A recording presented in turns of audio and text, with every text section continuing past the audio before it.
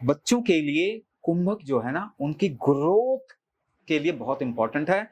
अगर आपको बच्चों को रियल में ग्रोथ देना है, एम्पावरमेंट देना है, तो उनके पूरे लर्निंग सिस्टम में कुंभक को एम्बेड करना पड़ेगा।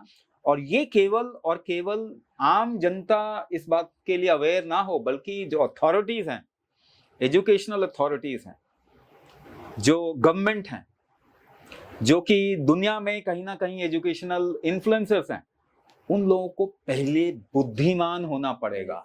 क्यों? क्योंकि वो एक क्षत्रिय क्लैन है, वो पूरा का पूरा वॉरियर क्लैन है। तो क्षत्रिय डिसिप्लिन होता है, क्योंकि बिना डिसिप्लिन के आप लड़ाई नहीं लड़ सकते। दूसरी बात ये कि बहुत ज्यादा उनके अंदर क्या कहते हैं, हिम्मत होनी चाहिए। क्षत्रिय कहते हैं कि हिम्मत बहुत होनी चाहिए, यानी उनका हार्ट बहुत स्ट्रांग होना चाहिए। तो जापान में किसी को हार्ट अटैक आता है तो कहते हैं ये तो क्षत्रिय ही नहीं है। वो बेइज्जती वाली बात है। हाँ, ब्रेन स्ट्रोक आके मरना चलेगा। वो इसीलिए जापान में ब्रेन स्ट्रोक ज्यादा होते हैं हार्ट अटैक से। तो अभी फैशन क्या है कि ब्लड में शुगर नहीं होना चाहिए, तो आपको फैशन के लिए दे दिया दवाई, मेटफॉर्मिन दे दिया, इस तरह की कोई चीज दे दी, रोजीग्लूटाथोन, पाराग्लूटाथोन। अब वो शुगर आपकी किडनी में जाएगा, अब आपका किडनी खराब होगा। तो किडनी खराब होना तो चलेगा, वो मुझे गवारा है, ब्लड में शुगर गवारा नहीं है। ऐसा तो हम इलाज कर रहे हैं जी सर। आपका शरीर ब्लड में शुगर ज्यादा होने की वजह से फ्रीक्वेंट यूरिनेशन करा के उसको बाहर निकाल देता है। आप बाहर नहीं निकालना चाहते, आप शरीर के अंदर ही डालना चाहते हो उसको, तो फिर आप मेटफॉर्मिन खा रहे हो। पहली बात तो सोच ही ऐसी बिगड़ चुकी है। आप अपनी उंगलियों को इस तरीके से क्लास्प करेंगे और इसको ना नीचे की तरफ में पुश करना है, ऐसे, ठीक है ना। अभी मैं बता रहा हूं कैसे करना है। तो आपने क्या करना है कि मुंह से हवा भरना है, ऐसे करके मुंह से हवा भरा, मुंह से हवा भर के यहाँ पे ऐसे करके रखें अपने क्लास्प फिंगर्स को, फिस्ट को। और उसके बाद में पूरे शरीर को टाइट करना, पूरे शरीर को टाइट करना। पूरे शरीर को टाइट करते करते जब टाइट कर लिया पूरे शरीर को, उसके बाद में आप इसे पुश करें नीचे की तरफ में, सांस रोके हुए, सांस रोक के रखना और उसको पूरे पुश करना। पुश करने के बाद में आप 3 बारी सांस छोड़ेंगे और फिर रोक लेंगे। रोकने के बाद में पूरे शरीर को टाइट करके अब आपको वापस खींचना।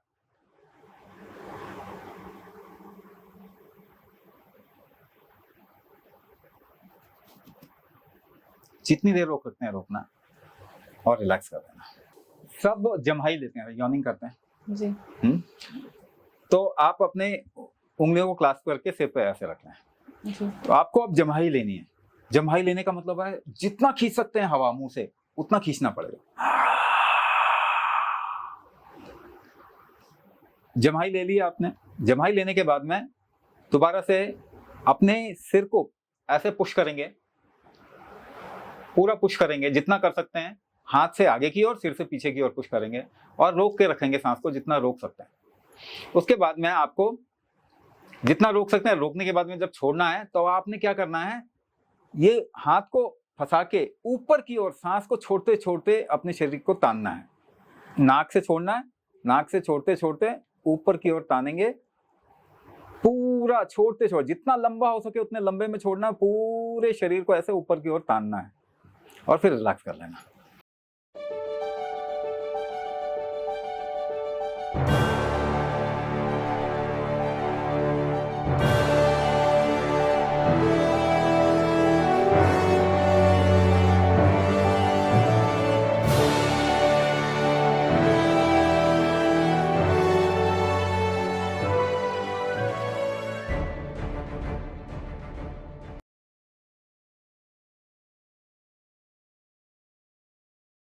नमस्कार, welcome to another brand new episode of ask official.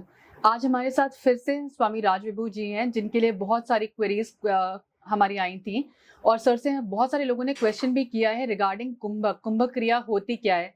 नमस्कार sir, welcome to our show again.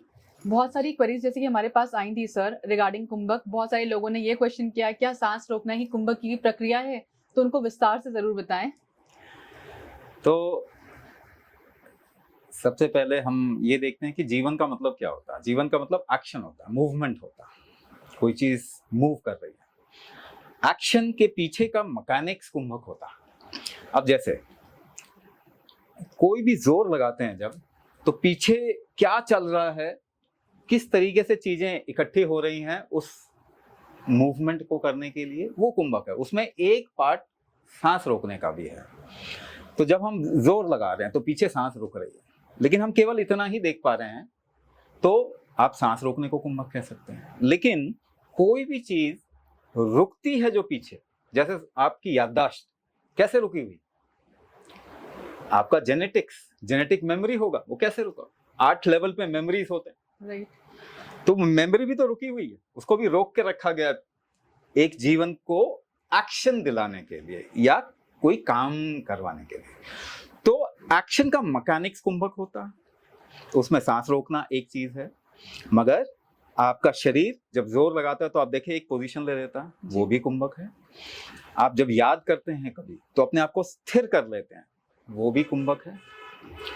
किसी चीज का आगे बढ़ना, आपका जेनेटिक्स एक नया सेल क्रिएट करता है, वो जिस तरीके से वो एक्शन करता है, वो भी कुंभक है। तो कुंभक एक बहुत बड़ा आयाम है, मगर आसानी से समझने के लिए सांस रोकना वेरी एविडेंटली आप देख सकते हैं कि जब आप जोर लगा रहे हैं, खींच रहे हैं, पुश कर रहे हैं, जंप कर रहे हैं, डर रहे हैं, याद कर रहे हैं, फोकस कर रहे हैं, कोई भी काम कर रहे हैं, तो पीछे आपकी सांस रुकती है उस काम को, उस एक्शन को अंजाम देने के लिए।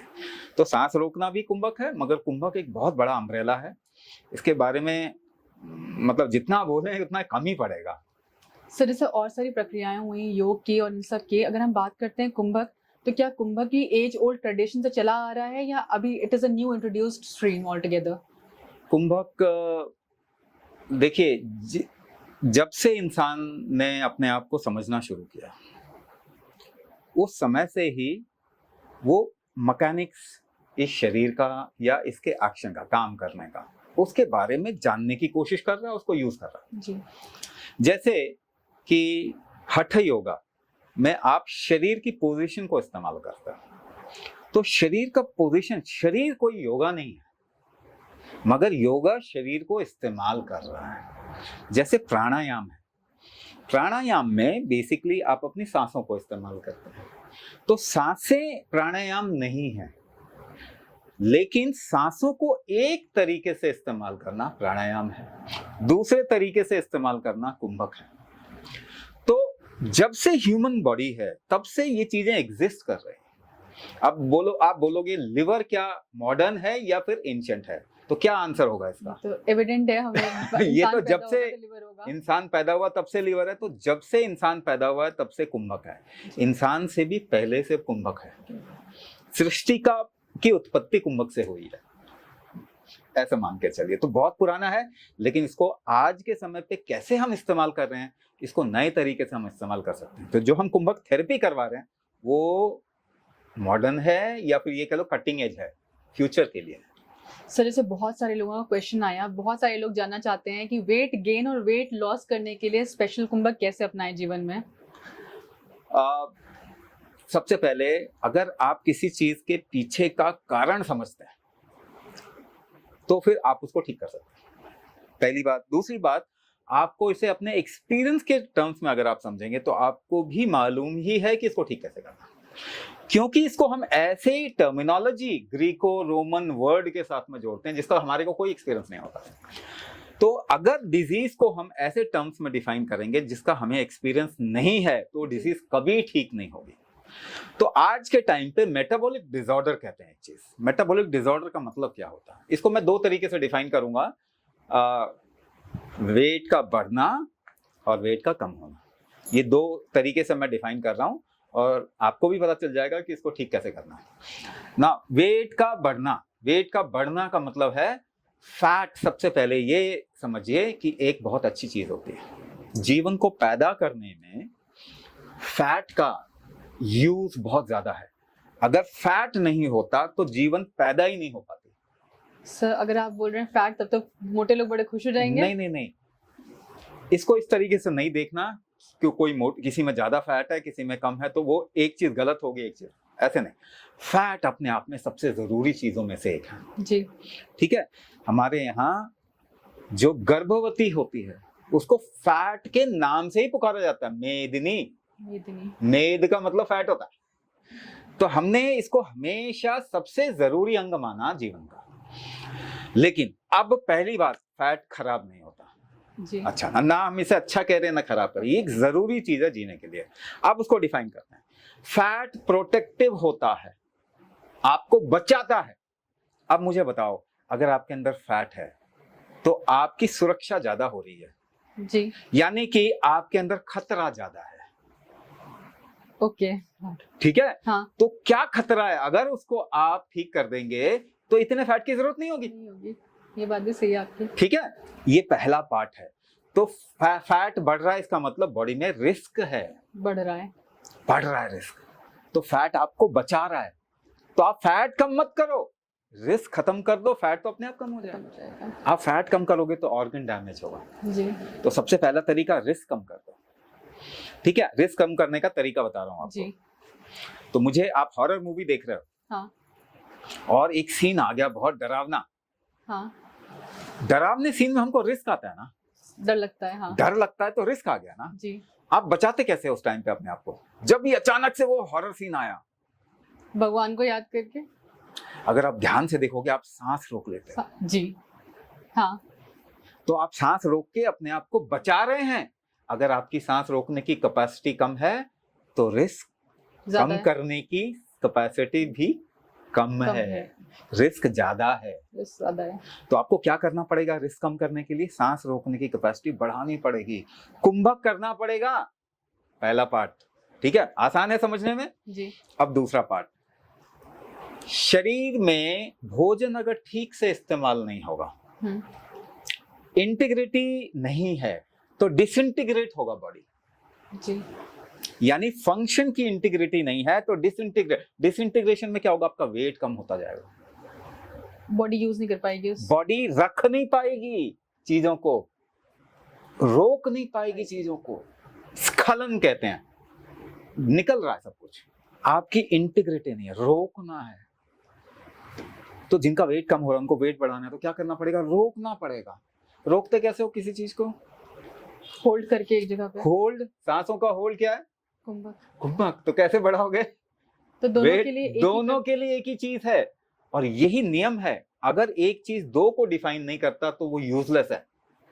लड्डू बनाना है, कैसे बनाओगे? बूंदी रखी है, कैसे बनाओगे? घी, कौन सा मंत्र, कौन सा मैनिफेस्टेशन काम करेगा? कोई कौन से पूजा पाठ और कौन सी एलोपैथी की दवाई काम करेगी? कोई काम नहीं, कोई काम नहीं। हाथ में उठाओगे, कुंभक करोगे, जोर लगाओगे, लड्डू बन जाएगी। लड्डू को तोड़ना है तो क्या करना पड़ेगा? एक बार दोबारा से जोर लगाना पड़ेगा। कुंभक दोनों काम करता है, तभी ये चीज इफेक्टिव है। अगर कोई एक चीज एक ही काम करती है तो लीनियर है, यानी अल्टीमेटली आपका नुकसान करेगी। सर, अगर एक हेल्दी बॉडी की बात करें तो मैक्सिमम कितनी देर तक सांस होल्ड करने की कैपेसिटी उसकी होनी चाहिए? अब अगर इसको बहुत लीनियर तरीके से देखें कि नॉर्मली सांस लिया रोक लिया, नहीं, सांस लिया रोक लिया नहीं, इसके साथ में अगर हम एक्शन को जोड़ दें तो सांस रोकने के कितने तरीके बन जाएंगे? लाखों। नॉर्मली हम क्या सोच रहे हैं? सांस लिया रोक लिया, कितनी देर रोक सकते हैं कि मैं हेल्दी हूं? नहीं। अगर आप एक पोजीशन में बैठे हो कितनी रोक सकते हो? अगर दूसरे पोजीशन में कितना रोक सकते हो? सांस लेने के बाद, सांस छोड़ने के बाद कितना रोक सकते हो? एक्शन में छोड़ने के बाद में आप सपोज कीजिए आपने सांस छोड़ दिया, बैठ गए, उसके बाद लेते हुए, उठते हुए कितना उठ सकते हो? ओके। सांस रोक के कितना उठ सकते हो? कितना एक्शन कर सकते हो? इस तरीके से देखा जाए तो लाखों तरीके हैं कुंभक के। जी। तो सपोज कीजिए, अब इसका मैं आपको एग्जांपल भी देता हूं। मान लीजिए कि आप दंड बैठक लगाते हैं, तो आपने सांस छोड़ दिया और दंड बैठक में बैठ गए, उसके बाद आप उठ रहे हैं, जोर लगा रहे हैं, तो वो कुंभक कैपेसिटी आपकी कैसी है कि उठने में आप सांस रोक के छोड़ के उठ पा रहे हैं। अगर ये कैपेसिटी आपकी कम हो जाती है उठने की तो आपके हार्ट में ब्लॉक आएगा। सांस रोक के उठने की कैपेसिटी अगर कम हो जाती है तो हार्ट में ब्लॉक आएगा। दूसरी बात, ब्लड प्रेशर। अगर सपोज कीजिए आपने कोई सांस रोक के कोई एक्शन किया, उसके बाद आप लंबा क्या छोड़ पा रहे हैं इसको? अगर आप लंबा छोड़ पाएंगे तो आपका ब्लड प्रेशर ठीक रहेगा, नहीं छोड़ पाएंगे तो ब्लड प्रेशर हाई होगा। आप सांस को लेके रोक रहे हैं तो आपके बॉडी में चीजें फैलेंगी, यानी मेटाबॉलिज्म अच्छा होगा। तो कहाँ पे कैसे रोकना है, कुंभक बहुत बड़ा आयाम है, इसीलिए मैं बोल रहा हूँ। नॉर्मली अगर आप पूछते हैं नॉर्मली सांस लेके कितना रोक सकते हैं, तो कम से कम हर एक को 1 मिनट तो रोकना ही चाहिए। 1 मिनट पूरा होना चाहिए। हाँ हाँ जी सर, आजकल हम देख रहे हैं ब्लड प्रेशर और शुगर जैसी बीमारियां बहुत कॉमन हो गई हैं इंडिया में। अगर हम स्पेसिफिकली इंडिया की बात करें तो ये तो नॉर्मल, मतलब हर दूसरे इंसान को ब्लड प्रेशर और शुगर पाया ही जाता है। तो इसका रीजन बिहाइंड क्या है? और इतनी एलोपैथी की दवाइयां वो ले लेके अपने आप को ऑलरेडी खराब कर चुके हैं, डिपेंडेंट हो गए हैं। इसका भी क्या कुंभक में कोई इलाज है? जैसे मैंने बताया कि डिजीज को अगर आप अलग तरीके से डिफाइन करेंगे, एक्शनेबल टर्म्स में डिफाइन करेंगे, तो उसका इलाज है। अगर डिजीज को आप केवल ऐसे टर्म्स में डिफाइन करेंगे जिसके लिए कोई एक्शन आप नहीं ले सकते, आप इंडिविजुअली नहीं ले सकते, तो उसका कोई इलाज नहीं। जैसे फॉर एग्जांपल इंसुलिन। इंसुलिन आपके एक्सपीरियंस में क्या है? सर शुगर लेवल को मेंटेन करके रखता ये तो है। आप कोरिलेट कर रहे हैं, जी। मगर आपको तो आम का एक्सपीरियंस है ना, जी, सेब का एक्सपीरियंस है, रसगुल्ले का एक्सपीरियंस है, इंसुलिन का क्या एक्सपीरियंस है आपको? ऐसा कोई एक्सपीरियंस नहीं है अभी तक। आप अपनी बीमारी को ऐसे टर्म्स में डिफाइन कर रहे हैं जिसका आपके पास में कोई एक्सपीरियंस नहीं है। आप ठीक कैसे करोगे ये बताओ।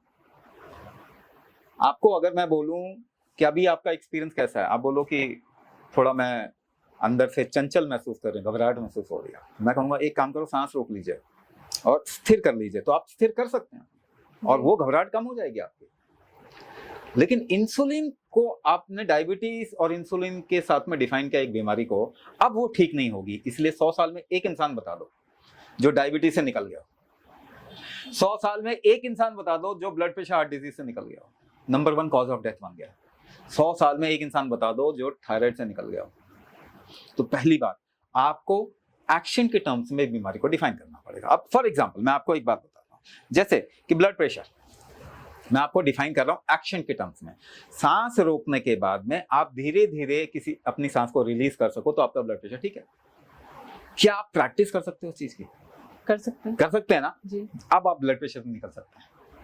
लेकिन ब्लड प्रेशर को आपने ऐसे उल्ट तरीके से डिफाइन किया कि आपके शरीर में कैल्शियम चैनल्स होते हैं, आर्टरीज में कैल्शियम चैनल्स हार्ड हो जाती हैं और उसका आपको बेसिकली कोई एक्सपीरियंस नहीं है, तो आप उसे ठीक कर ही नहीं सकते। बीटा सेल्स होते हैं आपके हार्ट में, है ना, उसका आपको कोई एक्सपीरियंस नहीं है। नहीं। आपके किडनी के अंदर एक एस एंजाइम होता है, एंजियोटेंसिन कन्वर्टिंग एंजाइम, आपको कोई एक्सपीरियंस नहीं है सर, आप उसे कभी ठीक नहीं कर सकते जी। तो अगर बीमारी को एक्सपीरियंस के टर्म्स में, एक्शन के टर्म्स में आप डिफाइन करेंगे तो आप उसे बिल्कुल ठीक कर सकते हैं। अब जैसे मैंने बताया कि डायबिटीज मेटाबॉलिक डिसऑर्डर है। मेटाबॉलिज्म का मतलब क्या है? मेटाबॉलिज्म वीक होने का मतलब क्या है? तो इसको एक सिंपल से एग्जांपल से समझते हैं।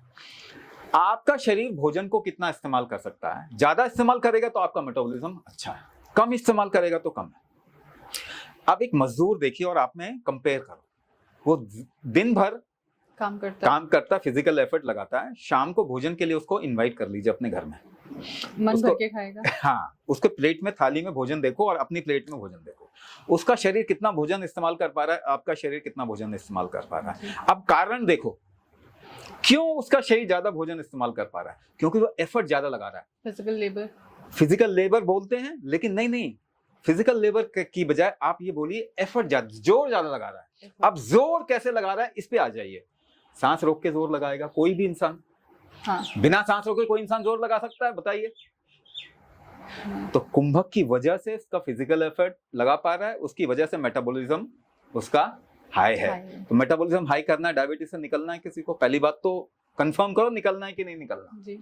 अगर निकलना है तो कुंभक करना पड़ेगा ना, यही सॉल्यूशन है जी। ये तो हम भी समझ सकते हैं, सभी समझदार लोग हैं, लेकिन आप ऐसे वर्ड्स में फंस जाते हैं, ग्रीको रोमन शब्द आपको बता दिए, अब कभी ठीक नहीं होगी वो बीमारी। मगर कुंभक के टर्म्स में डिफाइन करो, एक्शन के टर्म्स में डिफाइन करो, वो ठीक हो जाएगा। क्या कोई आदमी जो ऑलरेडी शुगर और बीपी का पेशेंट है, जो दवाइयाँ ले रहा है, कंटिन्यू है उसकी दवाइयाँ, वो कुंभक करे और दवाइयाँ धीरे धीरे करके छोड़ दे, तो पॉसिबिलिटी है उसका पूर्ण रूप से ठीक होने की? बिल्कुल 100% पॉसिबिलिटी यार, यही टारगेट हम अपने जितने लोग हमारे प्रोग्राम को ज्वाइन करते हैं उनको देते हैं। हमको एक्चुअली लंबा टारगेट देते हैं, 1 साल का टारगेट देते हैं, जिसमें हम कहते हैं 3 से 6 महीने के अंदर अपनी बीमारी से निकल जाएं, अपने जो दवाई खा रहे हैं उससे निकल जाएं, केमिकल दवाई से, और 1 साल के अंदर किसी भी सपोर्टिव चीज से वो निकल सकते हैं। वो कुंभक करें तो उनकी डायबिटीज, जिसे हम क्रॉनिक डिजीज कहते हैं, लाइफस्टाइल डिजीज कहते हैं, इसका एक इलाज जो है वो कुंभक ही है। और आज के टाइम पे मैं कोई दूसरा इतना पावरफुल इलाज देख भी नहीं रहा। सर जैसे कि हम बात करते हैं एलोपैथी दवाइयों की, ऑलरेडी हम सब ने रेगुलर यूज में फीवर हो या कोई भी प्रॉब्लम आ जाए, हम डिपेंडेंट हो गए हैं एलोपैथी पे ही। अब नया जैसे योग लोगों ने योग को भी अपनाना शुरू किया है, बहुत लेट स्टेज हो गया है लेकिन अपनाना शुरू कर दिया है अब। देखिए बेसिकली आप जब कह रहे हैं योगा को इस्तेमाल करना शुरू किया, तब भी आप योगा से भी जो फायदा हो रहा है वो किस वजह से हो रहा है? क्योंकि योगा में आप एफर्ट लगा रहे हैं तो बेसिकली कुंभक कर रहे हैं। तो योगा में भी फायदा कुंभक से ही हो रहा है। आप एक्सरसाइज करते हैं, स्विमिंग करते हैं, जॉगिंग करते हैं या फिर कोई वॉकिंग करते हैं, उसमें भी आप कुंभक को इस्तेमाल कर रहे हैं, तो अल्टीमेटली फायदा तो आपको कुंभक से ही होगा। हाँ, जब योगा को इस्तेमाल करेंगे तो एक बात समझिए, योगा हेल्थ के लिए डिजाइन नहीं हुआ, मुक्ति के लिए डिजाइन हुआ, मोक्ष के लिए, समाधि के लिए। तो आप गलत चीज इस्तेमाल करें अपने आप को हेल्दी बनाने के लिए, कुछ लोगों को फायदा होगा, कुछ लोगों को नहीं होगा। आप बहुत स्पेसिफिक इस्तेमाल करेंगे चीज, जैसे कुंभक, पर्टिकुलरली कुंभक थेरेपी या कुंभक चिकित्सा इस्तेमाल करेंगे तो ये बहुत स्पेसिफिकली काम करेगा। हाँ, एक बात है कि आज के टाइम पे लोग ढूंढ रहे हैं ऑल्टरनेटिव, क्योंकि आपकी बीमारियां जो है, आप दवाई खा के जी रहे हो ऐसा आप सोच रहे हैं। आप दवाई खा के नहीं जी रहे, आप बीमार ही इसलिए पड़े क्योंकि आपने केमिकल मेडिसिन खाया। आपका शरीर केमिकल इंटेक के लिए डिजाइन नहीं हुआ था। सर अगर पर्टिकुलरली बात करें हमारी जनरेशन की, हमसे पहले की जनरेशन की, दवाइयाँ खाने का किसी को शौक नहीं है, हम सब निकलना चाहते हैं इस चीज़ से, इसीलिए शायद ऑल्टरनेटिव थेरेपीज हम ढूंढते रहते हैं कि कहाँ से मिल जाए और हम अपने जीवन को और बेटर बना पाए, इन सब पर डिपेंडेंट ना रहें। तो पहली बात, आप एक गांठ बांध लीजिए, आपको ठीक आपका शरीर करता है, कोई और ठीक नहीं करता। ये बात आप एक सूत्र की तरह से, गुरु मंत्र की तरफ से तरीके से अपने लाइफ में गांठ बांध लो। आपका शरीर ही आपको ठीक करेगा, आपका शरीर ही आपके लिए रिस्पॉन्सिबल है, जिम्मेदार है, कोई और जिम्मेदारी नहीं लेगा। तो पहली बात, जिस तरीके का शरीर डिजाइन हुआ है उसके विपरीत में नहीं जाना, विरुद्ध नहीं जाना। प्रज्ञा अपराध कहते हैं इसको। सारी बीमारी की एक ही जड़ है, प्रज्ञा अपराध। आप अपने शरीर को, उसका जो नियम है उसके विरुद्ध मत लो। तो ये शरीर केमिकल इंटेक के लिए नहीं डिजाइन हुआ। जैसे कि आपकी पेट्रोल की गाड़ी डीजल पेट्रोल डालने के लिए डिजाइन नहीं हुई, वैसे ही शरीर में केमिकल डालना अपराध है, प्रज्ञा अपराध है। तो आज के टाइम पे बीमारी क्यों हो रही है, उसका एक रीजन है, आप बचपन से दवाई खा रहे हैं और ऊपर से आप शरीर को टॉर्चर। जैसे सबको सर्दी जुकाम तो हुआ होगा जी, सबको होता है सर्दी जुकाम। सर्दी जुकाम में सबसे पहली चीज क्या होती है? शरीर में सबसे पहली चीज क्या होती है? बुखार आता है। सबको मालूम है इस बात का। बुखार क्यों आता है? क्योंकि गर्मी अगर शरीर की बढ़ेगी तो आपका वायरस, बैक्टीरिया मर जाएगा। और आप क्या करते हैं? पैरासिटामोल खा के बुखार को कम करते हैं। तो आपने प्रज्ञा अपराध किया। ठीक है, उल्टी होती है, उल्टी बंद कर देते हैं। दस्त होती है, दस्त बंद कर देते हैं। पेन होता है, पेन काट देते हैं। यही काम कर रहे हैं ना। तो आप टॉर्चर कर रहे हैं ना अपने शरीर को। पैरासिटामोल जो खा रहे हैं उससे तो इनफर्टिलिटी बढ़ रही है दुनिया में, उससे तो ये क्रॉनिक डिजीज बढ़ रहे हैं। तो पहली बात ये कि एक गांठ बांधने के लिए मैंने कहा, आपका शरीर आपको ठीक करना है, तो इसको ठीक करने की जरूरत है। इसकी रिकवरी स्ट्रेंथ बढ़ाने की जरूरत है, इसकी इम्यून स्ट्रेंथ बढ़ाने की जरूरत है, इसका मेटाबॉलिक स्ट्रेंथ बढ़ाने की जरूरत है, इसके अंदर फ्लो ठीक से हो, इसकी जरूरत है जी। ये कैसे आप करें? कुंभक इकलौता तरीका है जो ये सारी चीजें करता है। तो इस वक्त में कुंभक की इतनी जरूरत है पूरी दुनिया को, जितनी शायद कभी भी नहीं हुई। कोई भी बीमारी से अगर आपको निकलना है, या सीधी भाषा में बोलूं तो आपके शरीर को अगर एम्पावर करना है, आपको माइंड को एम्पावर करना है, तो कुंभक आपको अपने जीवन में लाना पड़ेगा। अगर हम बात करते हैं स्वामी जी कुंभक से रिलेटेड, तो क्या ये पॉसिबल है, जैसे हमने बात करी इनफर्टिलिटी के बारे में, आज के टाइम में इनफर्टिलिटी इतनी बढ़ गई है, चाहे वो स्ट्रेस के कारण हो या लड़कियां आजकल स्मोक भी करती हैं, ये रीजन हो, बहुत सारे रीजन हो सकते हैं। क्या इससे भी कुंभक हमको हेल्प करता है फर्टिलिटी इंक्रीज करने में? देखिए, हम ना किसी भी चीज पे दोषारोपण करने में बहुत माहिर हो गए जी। मुझे बताइए कि क्या पुराने टाइम पे लेडी स्मोक नहीं करती थी? करती थी। मेरी दादी तो करती थी, उनकी भी माँ करती थी। उनको कितने बच्चे थे? 7 बच्चे थे, 5 बच्चे थे जी। ठीक है ना, उनकी फर्टिलिटी तो कहीं कम नहीं हुई। आज स्मोक कर लिया तो आपकी फर्टिलिटी कम हो जाती है, क्योंकि मालूम ही नहीं कि फर्टिलिटी कम क्यों हो रही है। मैं आपको एक रीजन बता देता हूँ। आपके शरीर में किसी भी टिश्यू को बनने के लिए एक कॉम्प्लेक्स केमिकल बायोकेमिकल कॉम्प्लेक्स की जरूरत होती है, उसे कहते हैं प्रोस्टाग्लैंडिन। आप सबके घर में बुखार की दवाई होगी जी, दर्द की दवाई होगी जी, चाहे पैरासिटामोल हो, डोलो हो, क्रोसिन हो, या फिर आइबुप्रोफेन हो, निमोसोलाइड हो, सबके डाइक्लोफेनेक हो, एसिक्लोफेनेक हो, या इस तरीके की कोई दवाई, या स्टेरॉइड। दो तरीके की चीजें हैं, ठीक है। नॉन स्टेरॉइडल और स्टेरॉइडल पेन किलर एंटीपायरेटिक हर घर में है। हर घर में है सर। ये सब काम कैसे करती हैं? वो प्रोस्टाग्लैंडिन को रोक के आपके शरीर में। प्रोस्टाग्लैंडिन क्या क्या काम करता है जरा देखते हैं। प्रोस्टाग्लैंडिन मेंस्ट्रुअल साइकिल को रेगुलेट करता है। तो जब आप पैरासिटामोल खाते हो तो क्या बोल रहे हो? मुझे मेंस्ट्रुअल साइकिल अच्छा नहीं चाहिए। प्रोस्टाग्लैंडिन कंसेप्शन में मदद करता है, एएमएच काउंट को भी रेगुलेट करता है कहीं ना कहीं। तो आप पैरासिटामोल खा रहे हो तो क्या बोल रहे हो? दर्द की दवाई खा रहे हो तो क्या बोल रहे हो? मुझे नहीं चाहिए कंसेप्शन, मुझे नहीं करना कंसेप्शन। प्रोस्टाग्लैंडिन डिलीवरी में हेल्प करता है। तो आप वो खा रहे हो पैरासिटामोल तो क्या बोल रहे हो कि मुझे नेचुरल डिलीवरी नहीं चाहिए। अब ये सब बातें आप बोलोगे और वो जब हो जाएगा तो बोलोगे पता नहीं क्यों हो रहा है, स्मोकिंग के कारण हो रहा होगा शायद जी। लोग तो 90-100 साल तक स्मोकिंग किया उन्होंने। तो आखिरकार घूम फिर के बात कहां पे आती है? फर्टिलिटी आपके शरीर का स्ट्रेंथ है एक तरीके का, ठीक है। तो इसको बढ़ाना पड़ेगा। फर्टिलिटी बढ़ाने के लिए तभी एएमएच काउंट बढ़ेगा। दुनिया का एक लौता प्रोग्राम हम करवाते हैं जिसमें एएमएच काउंट बढ़ जाता है।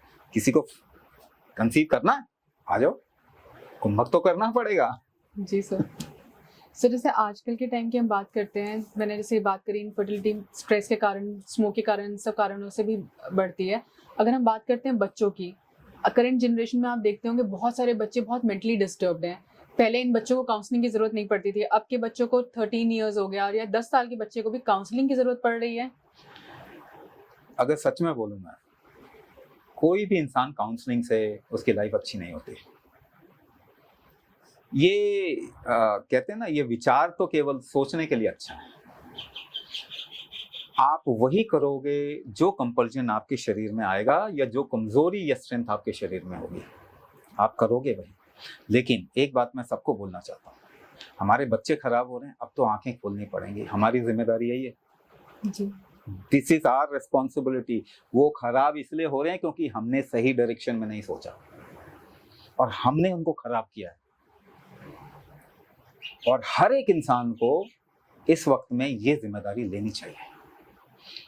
छोटे बच्चे, 4 साल का बच्चा डायबिटिक है, 5 साल का बच्चा हार्ट उसका ठीक नहीं है, 12-13 साल में बच्चियों को थायराइड हो रहा है, एडीएचडी हर 10 में से 6 बच्चों को, स्ट्रेस फैक्टर झेल नहीं पा रहा। 10 लोगों को एक ही सिचुएशन में रख दीजिए, क्या सभी को सेम लेवल का स्ट्रेस होता? नहीं होता। तो इसका मतलब आप गलत जगह देख रहे हो। सिचुएशन से स्ट्रेस नहीं होता, आपकी झेलने की क्षमता से आपको स्ट्रेस होगा।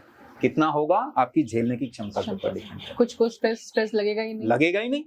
तो क्या सबको अपना झेलने की क्षमता, टॉलरेंस नहीं बढ़ाना चाहिए जी, ताकि आगे भी बीमारी में मदद मिलेगी कि बीमारी नहीं होगी। टॉलरेट कैसे करते हो? 10 किलो की आटे की बोरी या फिर वेट उठाओ, कैसे टॉलरेट करते हो? कैसे उठाते हो 10 किलो का वेट? जब उठाना होता है उठा ही लेते हैं सर, सांस रोक के उठाते हैं। तो 20 किलो उठाना है। अब क्या, कौन सी क्षमता ज्यादा होनी चाहिए आपके अंदर? सांस रोकने की। क्या आप कर रहे हैं?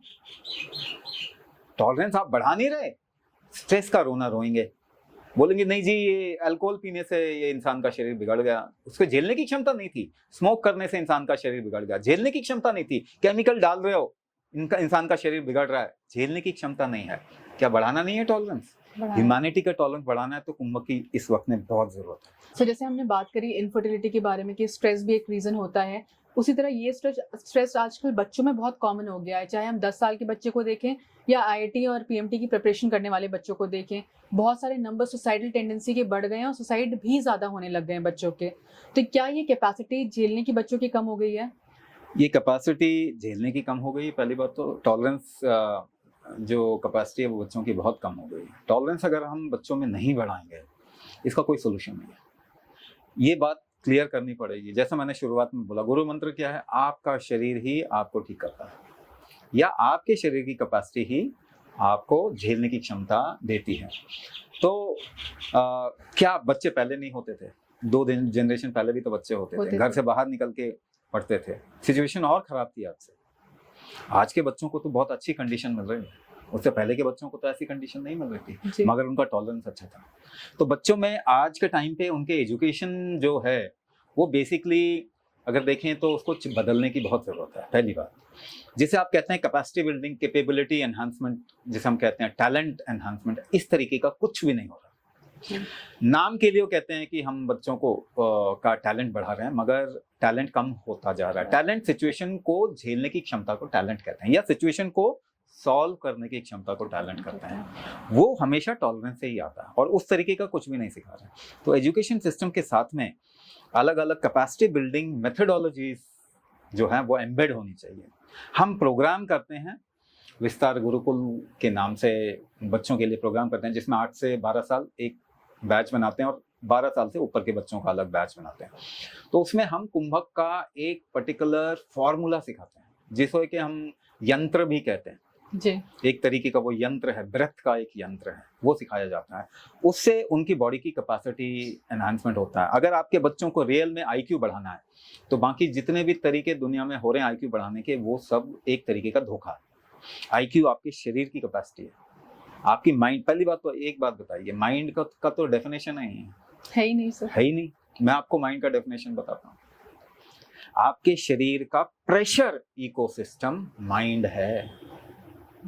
माइंड के साथ में हमेशा आप देखेंगे कि इमोशन जुड़ा होता है, इमोशन हार्मोन के साथ में जुड़ा होता है, हार्मोन प्रेशर में रिलीज होता है। कुंभक की वजह से हार्मोन का रिलीज होता है। तो अगर आपको मेंटल इश्यूज कोई भी अगर ठीक करना है या मेंटल एम्पावरमेंट करना है, तो कुंभक एक प्रैक्टिकल मेथड है। बाकी जितने भी मेथड हैं वो प्रैक्टिकल नहीं है, वो इनडायरेक्ट हो सकते हैं, डायरेक्ट नहीं है। तो इनडायरेक्टली कर भी पाएंगे तो उसको इतना हम सीधा प्रैक्टिकल नहीं बोल सकते। तो कुंभक अगर आपको मेंटली एम्पावर करना है बच्चों को, कुंभक उनकी लाइफ में अलग तरीके से लाना पड़ेगा। वो बैठ के कुंभक करना बच्चों को हम नहीं सिखाते, एक्टिविटी के थ्रू सिखाते हैं जी। एक एक्शन के थ्रू सिखाते हैं, इसीलिए मैं इसे यंत्र बोलता हूँ। एक कुंभक का यंत्र, जैसे कि जो बेसिक लेवल पे हम सिखाते हैं उसे कहते हैं सर्व सिद्ध कुंभक, ऑल एम्पावरिंग कुंभक। इस तरह के जो बच्चे होंगे जो सर कुंभक करते हैं, जैसे कि हमने पुराने टाइम में आपने बात करी, लोग 3-3 4-4 अटेम्प्ट करने के बाद भी प्रैक्टिस में बिलीव रखते थे।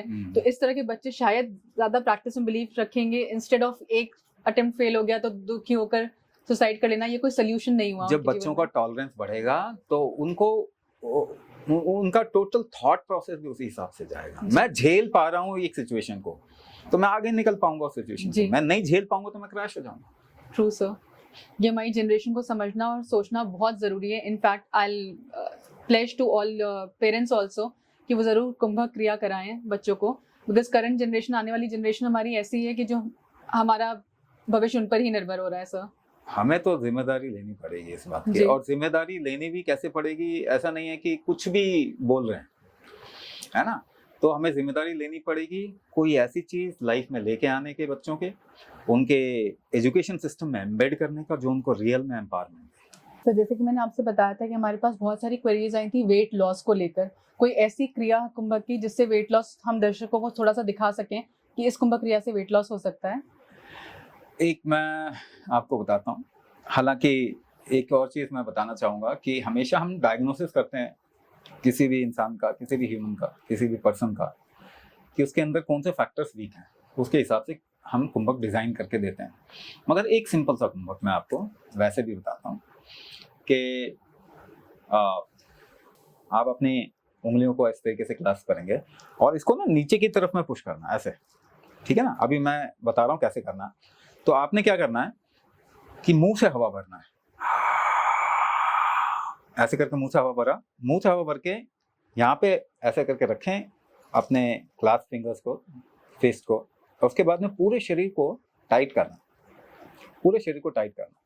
पूरे शरीर को टाइट करते करते जब टाइट कर लिया पूरे शरीर को, उसके बाद में आप इसे पुश करें नीचे की तरफ में, सांस रोके हुए, सांस रोक के रखना और उसको पूरे पुश करना। पुश करने के बाद में आप 3 बारी सांस छोड़ेंगे और फिर रोक लेंगे। रोकने के बाद में पूरे शरीर को टाइट करके अब आपको वापस खींचना है।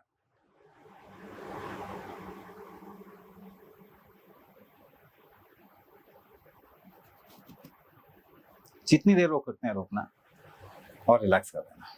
मुंह से सांस भर के आपने रोकना है, पूरे शरीर को टाइट करके पुश करना है बाहर के नीचे की तरफ में, पूरा पुश किया। पुश करने के बाद में आपको मुंह से नाक से 3 बारी सांस छोड़ना। मुंह से लेना है, नाक से छोड़ना है। एक बारी छोड़ा, फिर पुश करें और पुश करें। पूरा छोड़ लिया जब, तो सांस रोक के उसके बाद जितना लंबा हो सके और जितना टाइट हो सके जैसे वापस खींचने की कोशिश करें।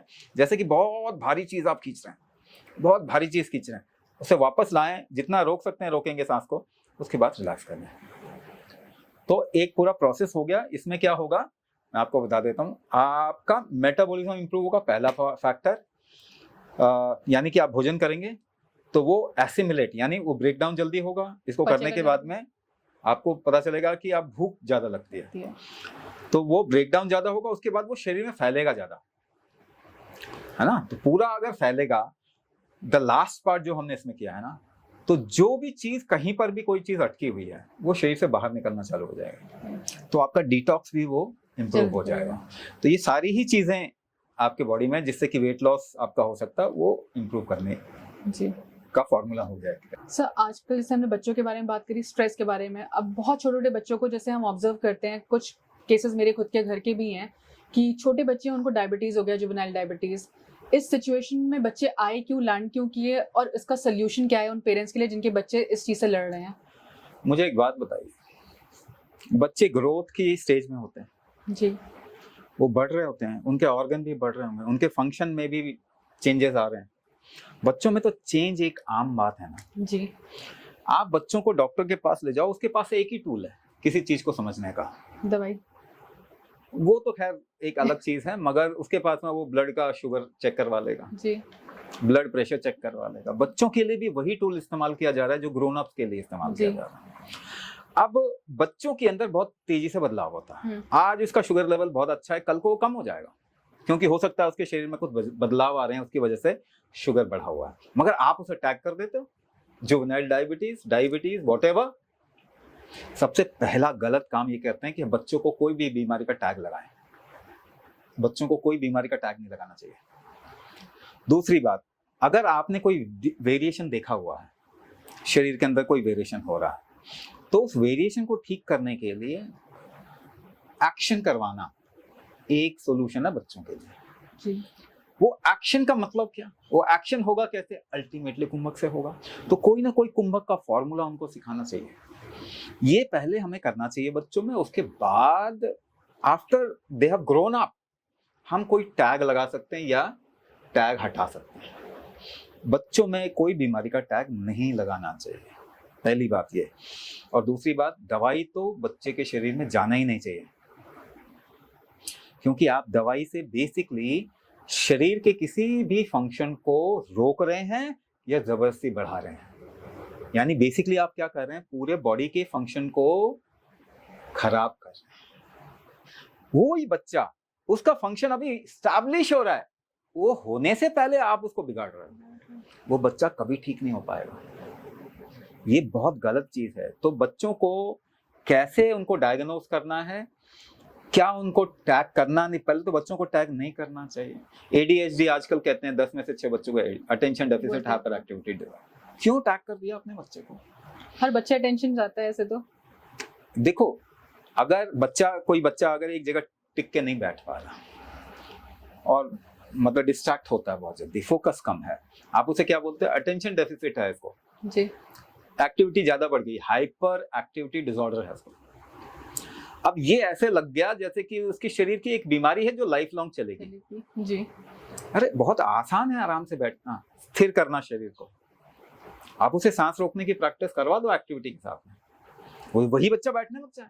ऐसे हम देखते हैं अपने प्रोग्राम में, जो बैठ नहीं पा रहे ठीक से वो एकदम शांत बैठ जाते हैं। तो बच्चों के लिए कुंभक जो है ना, उनकी ग्रोथ के लिए बहुत इंपॉर्टेंट है। अगर आपको बच्चों को रियल में ग्रोथ देना है, एम्पावरमेंट देना है, तो उनके पूरे लर्निंग सिस्टम में कुंभक को एम्बेड करना पड़ेगा।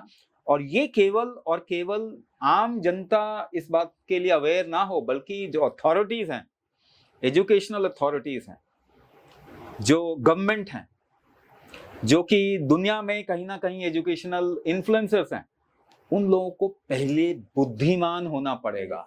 पहले तो सर हमें ये समझना पड़ेगा एलोपैथी के अलावा भी ऑल्टरनेटिव मेडिसिन हैं हमारे पास जिनको हम अडाप्ट कर सकते हैं। और भी रिसर्च की जरूरत है। सबसे पहली बात तो एलोपैथी एक क्रिमिनल सिस्टम है, ये हमको पहले समझना होगा। इसको अभी हम कहाँ इस्तेमाल कर सकते हैं? क्रिटिकल केयर में केवल अभी फॉर द टाइम बिंग हम इस्तेमाल कर सकते हैं, उसमें भी हमको नए रिसर्च करने पड़ेंगे, नहीं तो पूरी ह्यूमैनिटी का शरीर खराब होने वाला है। Because you are bombing the body with chemicals. ये कोई ट्रीटमेंट है ही नहीं।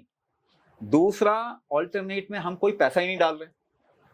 सारे रिसर्च फार्मा कंपनीज करवा रही हैं, केमिकल बेचने के लिए करवा रही हैं। जी सर। तो हमें तो रिसर्च में फंड करना पड़ेगा ना। गवर्नमेंट को अवेयर होना चाहिए कि ऑल्टरनेट में वो ज्यादा फंडिंग डालें, लोगों को सपोर्ट करें जो इस तरीके की चीजें कर रहे हैं। अब हम लोग कुंभक चिकित्सा कर रहे हैं, ये ऑल्टरनेट है, इसमें हमको रिजल्ट मिलता है, मगर हमको कौन फंड कर रहा है? कोई भी नहीं। हमको कौन सपोर्ट कर रहा है? कोई भी नहीं।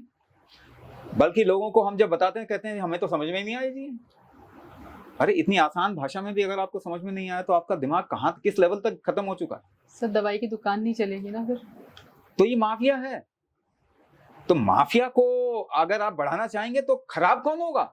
आप ही खराब होंगे, कोई और तो खराब नहीं होगा। इस वक्त में इवन एलोपैथी को चाहिए कि वो ऑल्टरनेट रास्तों की तरफ में देखें, क्योंकि अल्टीमेटली देखो वो भी जो पैथी है उसका मकसद तो ह्यूमैनिटी को एम्पावर करना ही है ना, डिजीज को ठीक करना ही है ना जी। तो उनको भी आगे आके ऑल्टरनेट चीजों को अपनाना भी चाहिए और उस तरफ में ध्यान भी देना चाहिए। जैसे अभी हमने बात करी सर जुवेनाइल डायबिटीज के बारे में, अगर हम बात करते हैं बड़ों के बारे में तो ये बीपी और शुगर इतना कॉमन है, बहुत ज़्यादा कॉमन हो गया है। और बीपी इतना बेसिकली अगर हम बात करें बीपी को लेकर, तो अगर जैसे आजकल की बात करें प्रेग्नेंट लेडीज़ होती हैं, उनका शुगर लेवल बहुत ज़्यादा स्पाइक कर जाता है, उनको शुगर का प्रॉब्लम हो जाता है during during pregnancy and post that वो कंटिन्यू रहता है। उसका रीज़न क्या है सर? कुछ लाइफ कैसे प्रोग्रेस करती है, काम कैसे करती है, इसका अगर फंडामेंटल हमें मालूम हो तो हम इन चीज़ों को रोक पाएंगे। पहले क्या होता था, अगर किसी को याद है, एक प्रेगनेंसी के बाद में ना कई तरीके के लड्डू बनाए जाते थे, सौंठ के, गुड़ के, इस तरीके के लड्डू बनाए जाते थे और वो एक प्रसूता को खिलाए जाते थे। जी सर। ठीक है ना।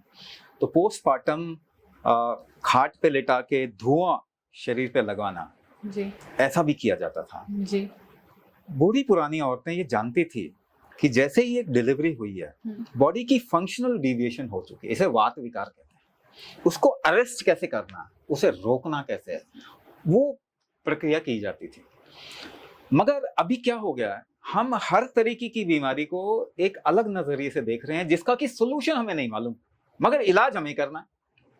अब प्रेगनेंसी में अगर किसी का ब्लड प्रेशर या ब्लड शुगर बढ़ता है, that is not a disease, it's a requirement of the body, और आप उसे कम कर रहे हैं। हाँ, उसको ठीक करने के लिए आपको ये कहना चाहिए, बूढ़ी पुरानी औरतें प्रेग्नेंट लेडी को बैठने नहीं दे देती, चलो काम करो, चलो काम करो। आपने सुना होगा कई लेडीज का तो डिलीवरी खेतों में हो जाता था। जी, सुन रखी है ऐसी स्टोरी, है ना। हाँ।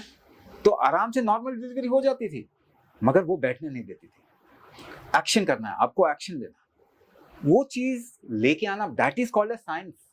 आपने ब्लड प्रेशर स्टेथोस्कोप से मेजर किया, ठीक है ना, वो ब्लड प्रेशर इक्विपमेंट लगा के और उसके बाद में एक ब्लड प्रेशर कम करने की दवाई दी, ये इलाज नहीं है, ये साइंस नहीं है, ये मैनेजमेंट है।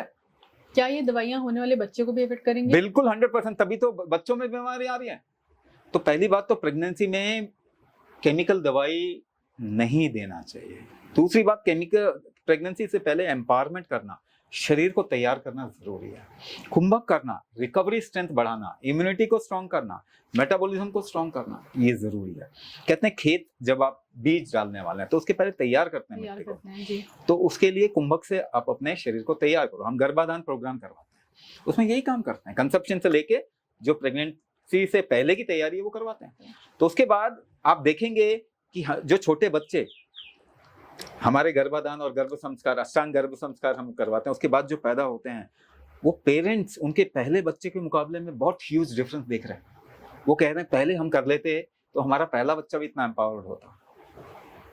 ठीक है ना। तो हमारे पास में तो अभी वो फौज इकट्ठी हो रही है ऐसे बच्चों की जो बहुत एम्पावर्ड है, जो बिल्कुल इन्फेंट स्टेज में, ऐसे भी बच्चे जो रो नहीं रहे, उनको कोई प्रॉब्लम नहीं आ रही, कोई दवाई देने की जरूरत नहीं पड़ रही। तो ये कैसे होगा जब हमारी प्रेग्नेंट लेडीज एम्पावर्ड होंगी। वो कैसे एम्पावर होंगी? पहले वो तैयार कर अपने शरीर को, उसके बाद दवाई इलाज नहीं है, वापस से बोल रहा हूँ, मैनेजमेंट डर की वजह से किया जाता है। डर क्यों होता है? क्योंकि शरीर एम्पावर्ड नहीं है। तो शरीर को एम्पावर कीजिए, डर खत्म कीजिए, मैनेजमेंट करने की जरूरत नहीं होगी, दवाई कम इस्तेमाल होगा, दवाई बिल्कुल निकल सकते हैं दवाइयों से, और आप आगे के बच्चे जो हमारे होंगे वो एम्पावर्ड होंगे। सर जैसे आजकल हम देखते हैं पोस्ट प्रेगनेंसी बहुत सारे प्रोग्राम्स बन गए हैं कि जल्दी से वेट लॉस करना, मतलब अगर हम करंट जनरेशन की बात करें, कोई भी वेट गेन के साथ नहीं रहना चाहता है। पोस्ट प्रेगनेंसी लोग वेट लूज करना चाहते हैं, बट इसको लूज करने के चक्कर में बैक एक होना, लेग्स में एक होना, ये सारे बहुत कॉमन सिम्टम्स हो गए हैं लोगों के लिए पोस्ट प्रेगनेंसी। और हर कोई बोलता है कि प्रेगनेंसी के बाद तो ये होता ही होता है, इस तरह की चीजें, कमर दर्द होना। हाँ, आपको याद अगर हो, आपकी दादी और नानी याद हो, केवल 2 जनरेशन पीछे चल जाओ जी, यहाँ तो एक बच्चों में ही पूरा पोस्टमार्टम डिजीज से भर जाते हैं जी। वहाँ कितने बच्चे होते थे? 5, 7, 8 ऐसे बच्चे होते थे। उनको क्या प्रॉब्लम नहीं होती थी? होती थी उनको प्रॉब्लम कम होती थी, क्योंकि वो अपने आप को हैंडल करना जानते थे जी, क्योंकि उनका शरीर ज्यादा बेटर था, क्योंकि उनका शरीर का टॉलरेंस बहुत अच्छा था। ठीक है। तो अगर आप ये बोलेंगे कि भाई मेरा तो देखो जी प्रेगनेंसी डिलीवरी के बाद में वेट बढ़ गया, या थायराइड हो गया मुझे, या अब मुझे क्या होने लगा, माइग्रेन शुरू हो गया, या फिर मुझे कहते हैं मिर्गी के दौरे आने, फिट्स आने शुरू हो गए, ये बीमारी आपने क्यों पकड़ी? क्योंकि ऑब्वियसली प्रेगनेंसी के टाइम पे आपके शरीर का इस्तेमाल तो होगा, क्योंकि एक बेबी को बनाना है, और उसमें आपके पूरे निचोड़ा जाएगा आपको बॉडी को। ठीक है ना। लेकिन उसके बाद में वो रिकवरी प्रोसेस भी आपके बॉडी का है, जो कि बहुत अच्छा होता है अगर आप ठीक से हैंडल करें। अगर आप ठीक से हैंडल नहीं करेंगे तो सारी बीमारी आएगी। लेकिन आपको वेट बढ़ गया तो आप वेट कम करना चाहते हो, मगर क्यों बढ़ा है उसको आप ठीक नहीं करना चाहते, तो क्या होगा? अल्टीमेटली ऑर्गन डैमेज होगा। जैसे मैंने पहले भी बताया कि फैट गलत नहीं है, फैट तो बचाने के लिए आया आपको, तो वो रिस्क कम करो ना। वो रिस्क कम कैसे होगा? टॉलरेंस जब आपका ज्यादा होगा। टॉलरेंस कैसे बढ़ेंगे? कुंभक करेंगे तो। कुंभक अगर करेंगे तो पोस्टमार्टम डिजीज नहीं होगा। कुंभक अगर करेंगे तो प्रेगनेंसी के दौरान आपको दवाई लेने की जरूरत नहीं होगी, डिफिकल्टी नहीं होगी। कुंभक करेंगे तो आपका बेबी जो है जेनेटिकली बहुत स्ट्रांग होगा। आप अपनी जेनेटिक डिजीज बेबी में ट्रांसफर नहीं करोगे, क्योंकि कुंभक इकलौता तरीका है जो आपको जेनेटिक डिजीज से निकालेगा, क्रोमोसोमल डिफेक्ट से निकालेगा। ये आपके शरीर का एपिजेनेटिक ट्रिगर होता है जो आपके जेनेटिक्स को ठीक करेगा, और कोई चीज ठीक नहीं करती। सो जैसे कि हमने बात करी पोस्ट पार्टम के लिए, तो बहुत जैसे मैंने बोला कि बैक एक्स वगैरह होते हैं, और ड्यूरिंग प्रेगनेंसी बहुत सारी औरतों ने आयरन और कैल्शियम लेती हैं ऊपर से, तो वो कहाँ तक वैलिड है? पहली बात, क्योंकि थ्रू आउट 9 मंथ्स लेना होता है सर ये। तो आप किसी भी डॉक्टर से पूछो, मतलब कम से कम थोड़ा समझदार, क्योंकि डॉक्टर्स आजकल केवल प्रोटोकॉल जानते हैं, उनको प्रोटोकॉल में ट्रेनिंग मिलती है, वो एक्चुअली ये नहीं जानते कि शरीर काम कैसे करता है। तो कोई समझदार अगर डॉक्टर है तो उससे पूछिए कि ये कैल्शियम बैलेंस क्या होता है, तो बताएंगे कि शरीर जो है ना उसको मालूम है कितना कैल्शियम लेना, उससे ज्यादा वो लेगा ही नहीं। तो इसका मतलब जो आप कैल्शियम खाते हो कहाँ जाता है? वो सीवर में जाता है और कहीं नहीं जाता। हाँ, ये बात है, कैल्शियम बनाने वाली कंपनी के जेब भर रहे हैं जी सर। तो आपको फालतू में पैसा बर्बाद करना है तो आपकी मर्जी है, लेकिन कैल्शियम तो शरीर लेगा ही नहीं एक लिमिट के आगे।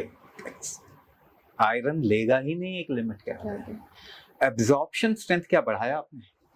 अगर आप अपने शरीर का एब्जॉर्प्शन स्ट्रेंथ नहीं बढ़ाते हो, बाहर से कोई भी चीज खा रहे हो तो वो वेस्ट जा रहा है। एब्जॉर्प्शन स्ट्रेंथ को आसान भाषा में बोलो, इनहेलेशन का स्ट्रेंथ होता है जो कि कुंभक से बढ़ता है। दोबारा से बात वहीं आ गई। तो अगर अब दूसरा एग्जांपल लेता हूं, जिस समय आप कमजोर होते हैं या आपके शरीर में से कई चीजें लूज होती हैं, तो क्या उस समय आपको कमर दर्द होता है? लेडीज को मालूम है, कई लेडीज को, कि उनका मेंस्ट्रुअल साइकिल आते ही शुरू होने से पहले कमर दर्द शुरू हो जाता है। जी, होता है। तो अगर आपके शरीर में कोई चीज टिक नहीं रही है या एनर्जी भी बिल्डअप नहीं हो रहा ठीक से, वीक फील हो रहे हैं, उस समय आपको ज्यादा कमर दर्द होगा।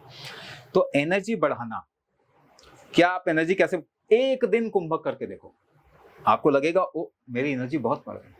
तो आपके शरीर में माइटोकॉन्ड्रिया होते हैं, एनर्जी पावर हाउस होते हैं आपके सेल के अंदर। माइटोकॉन्ड्रिया डेंसिटी कुंभक बढ़ाता है, एनर्जी बढ़ाएगा, कमर दर्द आपका ठीक हो जाएगा, सिंपल सी भाषा। दूसरा, आपके शरीर में स्खलन, कोई चीज निकल रही है अगर, तो आपको कमर दर्द होगा अगर जरूरत से ज्यादा निकल रही है, तो रोकने का काम कुंभक करेगा जी।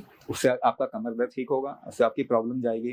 तीसरी चीज, टॉलरेंस बढ़ा रहा है, रिस्क कम कर रहा है, तो फैट एक्यूमुलेशन की जरूरत नहीं होगी शरीर को, तो फैट रिड्यूस अपने आप ही हो जाएगा। कुंभक करने से आपका फैट तो कम होगा ही होगा, गारंटी है। लेकिन एक और चीज बोल रहा हूँ, ये बढ़ेगा नहीं, ये भी गारंटी है जी।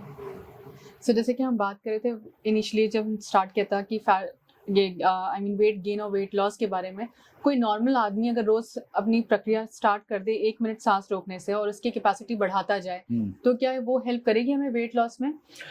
कुंभक एक बहुत स्पेशलाइज्ड प्रोसेस है, इसे हमेशा गाइडेड तरीके से ही करना चाहिए। पहली बात तो ये जी, क्योंकि ये मैकेनिक्स दुनिया में ज्यादातर लोगों को मालूम ही नहीं है और ये सब्जेक्टिव है जी। ये सब्जेक्टिव साइंस है, तो बहुत लोगों के लिए पॉसिबल ही नहीं है इसको जानना, इसीलिए ये गाइडेड वे में करना चाहिए।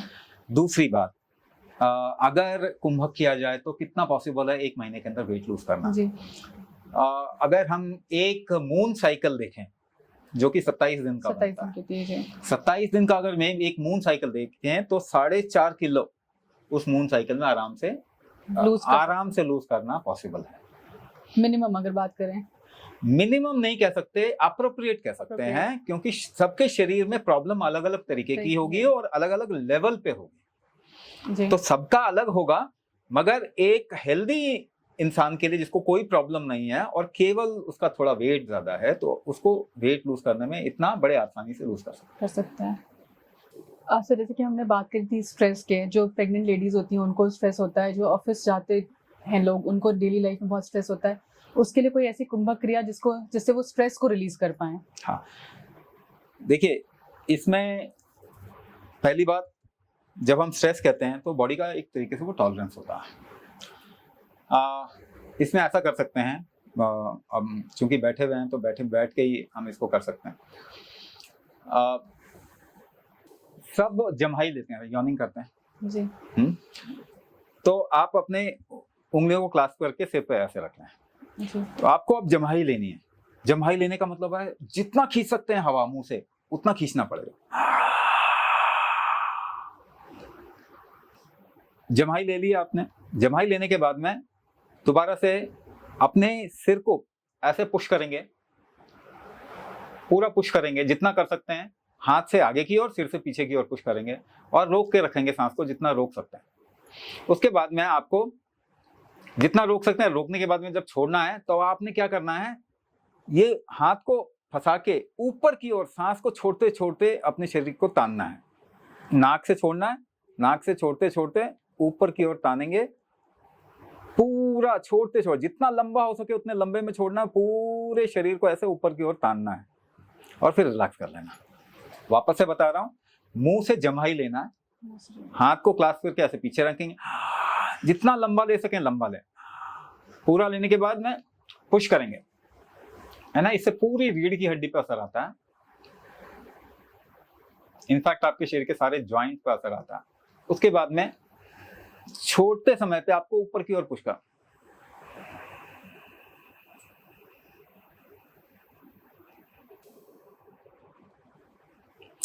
ध्यान ये रखना है कि शरीर को टाइट करके जी जो छोड़ना है वो लंबा से लंबा हो, कम से कम 12 सेकंड का तो हो ही। 12 सेकंड से ज्यादा लंबा होगा तो और अच्छा रहेगा। इससे आप देखेंगे एकदम से स्ट्रेस आपके बॉडी का रिलीज हो अगर जाएगा। छोटे मोटे चीजें जैसे ये आपने बताई, अगर रोजमर्रा की लाइफ में हम इसको एसिमुलेट कर लें तो हार्ट अटैक भी कम होना शुरू हो जाएंगे। एक चीज जो मैंने देखा है, छोटी छोटी चीजें लोग बाग अपने लाइफ में लाते ही नहीं। जी सर। हाँ, अगर उनको कमिटेडली कोई चीज डाल दी जाए, प्रैक्टिस करवाया जाए, गाइडेड वे में करवाया जाए, तो वो रख लेते हैं फिर भी। लेकिन बहुत छोटी चीज कोई भी यूजुअली अपने लाइफ नहीं में हो पाता है, नहीं एज अ डेली प्रैक्टिस लाता। नहीं हो पाता। क्योंकि देखिए ये पूरा फॉर्मूला तो है नहीं, मैंने तो केवल एक छोटा सा पार्ट बताया। पूरा का पूरा फॉर्मूला अगर सेट किया जाए तो शरीर पे असर भी आता है और उससे इंस्पायर होके फिर उसको कंटिन्यू भी करते कर सकते हैं। सर जैसे कि अभी करंट सिनेरियो की हम बात करें, हमारी डिपेंडेंसी एलोपैथी मेडिसिन में इतनी बढ़ गई है, बुखार हुआ तो हम एलोपैथी डॉक्टर के पास चले गए, लूज मोशन हुआ एलोपैथी डॉक्टर के पास चले गए, हमें हुआ या बच्चे को भी हुआ तो बच्चे को भी हमने वही सेम दवाइयाँ दे दी जो हम अपने लिए यूज कर रहे हैं। और इनफैक्ट छोटा सर दर्द भी अगर हम ले लें, डिस्प्रिन जैसी दवाइयाँ हम हर किसी के घर में मिल जाती हैं, तुरंत ले लेते हैं। पहली बात तो जैसे कि मैं पहले भी बता चुका हूँ कि ये शरीर जो है ये केमिकल इंटेक के लिए डिजाइन नहीं हुआ जी। लेकिन सोच किस तरीके से है, पहली चीज कि हम बहुत समझदार नहीं होते। ऐसा हमें लगता है कि थोड़ा हमने लॉजिक कोई बात कर दी तो हम समझदार हो गए। अगर जीवन लॉजिक से ही चलना होता तो हम सब कुछ डिकोड कर चुके होते, सारी बीमारियां ठीक कर चुके होते। जी। तो एक भी बीमारी तो ठीक नहीं की, तो इसका मतलब हमारा लॉजिक काम कर नहीं रहा। लेकिन फिर भी फैशन है, फैशन ज्यादा है। तो मैं बताता हूँ, लोग फैशन की वजह से कोई चीज करते हैं रादर देन समझदार डिसीजन ले। ठीक है जी। मैं एक एग्जांपल बताता हूँ। ब्लड में शुगर लेवल बढ़ना फैशन नहीं है, डिजीज है। इसे डायबिटीज कहते हैं। जी। हालांकि डायबिटीज क्यों होती है किसी को मालूम नहीं, पूरी एलोपैथी को नहीं मालूम डायबिटीज क्यों होती है। इनफैक्ट उनको तो यही नहीं मालूम कि कोई भी डिजीज क्यों होती है। ना ब्लड प्रेशर क्यों होता है ये मालूम है, ना हार्ट डिजीज क्यों होता है ये मालूम है, ना थायराइड क्यों होता है, ना ऑटो इम्यून डिसऑर्डर क्यों होता है। उनको तो एक भी बीमारी नहीं मालूम। आयरनी ये है, विडंबना ये है कि दुनिया में ट्रीटमेंट वही लोग कर रहे हैं जिनको मालूम ही नहीं कि डिजीज क्यों हुआ। जिनको मालूम है वो बेचारे ट्रीटमेंट ही नहीं कर रहे। जी। तो फैशन क्या है कि ब्लड में शुगर लेवल नहीं होना चाहिए, क्योंकि ग्लूकोमीटर भी बेचना है लोगों को, तो सबके घर में ये फैशन लाना जरूरी है। हाँ, आपके हार्ट के अंदर या टिश्यू के अंदर, किडनी के अंदर, ब्रेन के अंदर शुगर जाए तो चलेगा।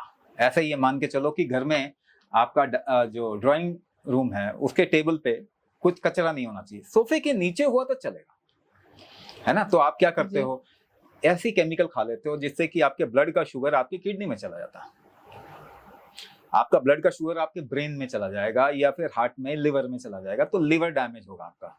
नहीं, वो चलेगा। फैशन में अभी लिवर डैमेज ऐसा नहीं है कि नहीं होना चाहिए, हो सकता है। स्ट्रोक आना ठीक है, मगर ब्लड में शुगर नहीं होना, यानी किडनी खराब हो सकती है तो चलेगा। आप कह रहे हैं जब आप ब्लड का शुगर कम कर रहे हैं तो आप शुगर भेज कहाँ रहे हो, ये तो बताओ। कान से तो नहीं निकल रहा आपके? नहीं सर। ठीक है, नाक से कहीं और से नहीं निकल रहा वो शुगर, जा कहाँ रहा है? ब्लड से क्या हो गया, केवल उसने जगह बदल ली, बॉडी के अदर पार्ट्स में, दूसरे पार्ट में चला गया। अब आपका लिवर खराब होगा, किडनी के डिजीज बढ़ रहे हैं ना, लिवर के डिजीज बढ़ रहे हैं, ब्रेन स्ट्रोक्स बढ़ रहे हैं। हाँ।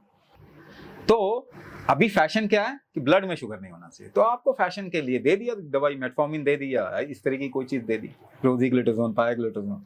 अब वो शुगर आपकी किडनी में जाएगा, अब आपका किडनी खराब होगा। तो किडनी खराब होना तो चलेगा, वो मुझे गवारा है। ब्लड में शुगर गवारा नहीं है, ऐसा तो हम इलाज कर रहे हैं। जी सर। आपका शरीर ब्लड में शुगर ज्यादा होने की वजह से फ्रीक्वेंट यूरिनेशन करा के इसको बाहर निकाल देता है। आप बाहर नहीं निकालना चाहते, आप शरीर के अंदर ही डालना चाहते हो उसको, तो फिर आप मेटफॉर्मिन खा रहे हो। पहली बात तो सोच ही ऐसी बिगड़ चुकी है। आप बीमार अगर मरना ही चाहते हो तो कौन रोक सकता है, ये भी बात है कि नहीं मुझे तो दवाई खानी है। दूसरी बात, हर चीज के लिए नकारात्मक सोच, मुझे ये नहीं चाहिए, ऐसा नहीं चाहिए, वैसा नहीं चाहिए, बस क्योंकि टॉलरेंस कम हो गया, जरा सा भी दर्द बर्दाश्त नहीं हो रहा तो दर्द की दवाई खाई जा रही है, और उसी दर्द की दवाई की वजह से उसकी लाइफ खराब हो जाएगी, वो नहीं देखा जा रहा। तो जिसको हम कह रहे हैं इंटेलिजेंस, वो इस वक्त में दुनिया का इंटेलिजेंस लेवल बहुत कम है, डाउनफॉल पे बहुत कम है। और जिस हम ऊल जुलूल चीजों को साइंस का टैग दे रहे हैं उसको केवल मार्केट करने के लिए, उसको बेचने के लिए। तो एलोपैथी के साथ में हम साइंस लगा रहे हैं, जबकि इसमें साइंस का नामो निशान कुछ भी नहीं है। साइंस जैसा सूडो साइंस है, कोई रिसर्च नहीं है। किडनी के डैमेज है, वो खुद ही इसको सूडो साइंस बोलता है। रिसर्च जितने भी हो रहे हैं लीनियर मेथड से हो रहे हैं, यूक्लिडियन मैथमेटिक्स पे रिसर्च हो रहे हैं, अप्रोक्सीमेशन हो रहा है, वो कभी भी ठीक नहीं है। क्योंकि दुनिया में कोई भी चीज सीधी लाइन पे नहीं चलती। एंटीसिपेशन कर रहे हो जी ये इतना बढ़ जाएगा तो आपको ये डैमेज हो जाएगा, जबकि शरीर उसको बढ़ने ही नहीं देगा। नहीं फीवर इससे ज्यादा बढ़ गया तो आपका नुकसान हो जाएगा, जबकि शरीर उसको उसके बाद में कम कर देगा। मगर दवाई कैसे बिकेगी अगर शरीर काम करने लग जाएगा? तो एंटीसिपेशन पे अगर आप रिसर्च करते हो, कोई भी रिसर्च जो है जिसे हम डबल लाइन स्टडी कहते हैं, रेप्लिकेबल नहीं है। इसका मतलब क्या कह रहा हूं, एक बार सेम रिसर्च करो, दूसरे बार सेम रिसर्च करो, रिजल्ट डिफरेंट आएंगे, और उसको हम साइंस बोल रहे हैं। कमाल की बात है, ये साइंस है ही नहीं। 3 बार भी रिसर्च की तो रिजल्ट सेम आना चाहिए, सेम आना चाहिए, तब साइंस बनता है। ये तो साइंस है ही नहीं, सूडो साइंस है ये। सूडो साइंस को साइंस टैग लगा के केवल मार्केटिंग गिमिक है। तो हमको थोड़ा बुद्धिमानी वापस लानी पड़ेगी। और बुद्धिमानी जो है ना, आप ये मान के चलो कि सपोज कीजिए, बुद्धिमानी का मैं आपको एक एग्जांपल देता हूं कि बुद्धिमानी का मतलब होता है आप चीजों के बीच में रिलेशन जोड़ पाते हैं। वो तब आप जोड़ पाओगे जब चीजों को ठीक से देख पाओगे जी। ठीक से देख पाने का मतलब क्या होता है, अगर सपोज कीजिए आप एक ऊंची जगह पे हो, बहुत दूर किसी चीज को देखना चाह रहे हो, उस समय आपकी स्थिति कैसी होती है? कोशिश हम पूरी करते हैं देखने की। नहीं, आप अपने को स्थिर करने की कोशिश करते हैं जी। और स्थिर कैसे करते हैं? सांस रोकते हैं, तब जाके आप चीजों को ठीक से देख पाते हैं। तो कुंभक ही इंटेलिजेंस है, कुंभक कैपेसिटी ही आईक्यू है लोगों की। अगर आईक्यू भी बढ़ानी है तो कुंभक कैपेसिटी बढ़ानी पड़ेगी। मगर पहली बात, ये जो बेवकूफियां कर रहे हैं ना, कम से कम इसके बारे में आंखें तो खुलनी चाहिए हमारी। सर, जैसे हमने ऑफ कैमरा बात की थी, आपने जापान का एग्जांपल दिया था मुझे, वो जरूर दर्शकों को बताएं। हाँ, यही मैं फैशन के बारे में बता रहा हूँ। अब जापान में फैशन क्या है? क्यों? क्योंकि वो एक क्षत्रिय क्लैन है, वो पूरा का पूरा वॉरियर क्लैन है। तो क्षत्रिय डिसिप्लिन होता है, क्योंकि बिना डिसिप्लिन के आप लड़ाई नहीं लड़ सकते। दूसरी बात ये कि बहुत ज्यादा उनके अंदर क्या कहते हैं, हिम्मत होनी चाहिए। क्षत्रिय कहते हैं कि हिम्मत बहुत होनी चाहिए, यानी उनका हार्ट बहुत स्ट्रांग होना चाहिए। तो जापान में किसी को हार्ट अटैक आता है तो कहते हैं ये तो क्षत्रिय ही नहीं है। वो बेइज्जती वाली बात है। हाँ, ब्रेन स्ट्रोक आके मरना चलेगा। वो इसीलिए जापान में ब्रेन स्ट्रोक ज्यादा होते हैं हार्ट अटैक से। ये भी एक ट्रूथ है कि आप जो मान लेते हो वैसा ही होने लग जाता है।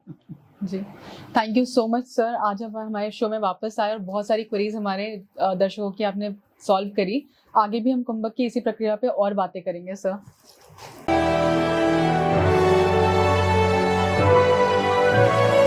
ASKofficials.com